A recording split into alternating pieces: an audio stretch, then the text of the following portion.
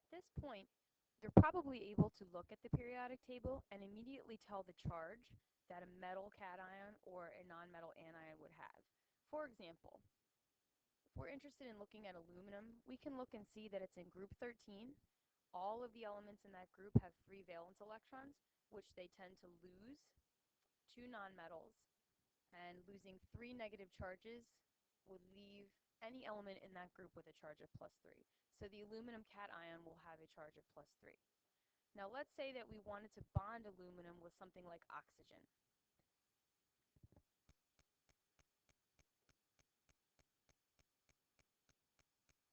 If you look on the periodic table, oxygen has 6 valence electrons, which means it is looking for 2 more to fulfill that octet rule. So it will become a negative 2 charge on its anion. At this point, the positive cation and the negative anion are very attracted to one another, but you can also see that the ratio will be non-1-to-1. So one thing that you could do is you can start bringing in more ions of the charge which you have less of. So for example, right now we have more of a positive charge than a negative charge, so you can bring in another oxide ion.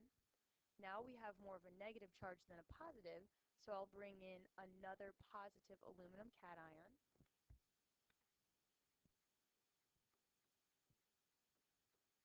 And again, we still have a charge imbalance, so I'll bring in a third oxide anion.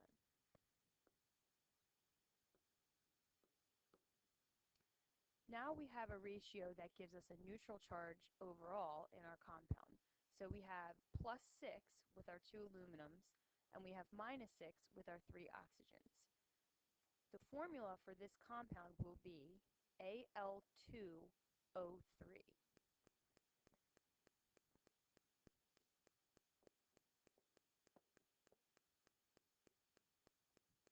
What the formula means is that 2 aluminums are needed to bond with 3 oxygen atoms. And in that particular ratio, the charges will balance out to give you your neutral compound overall.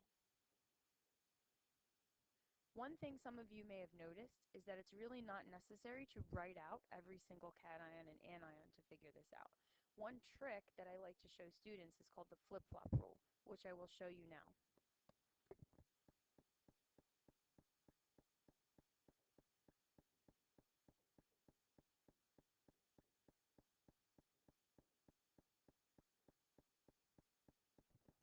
What you can do as a shortcut is you can write out each ion with its charge, and then take the charge from one ion and make it the subscript on the other.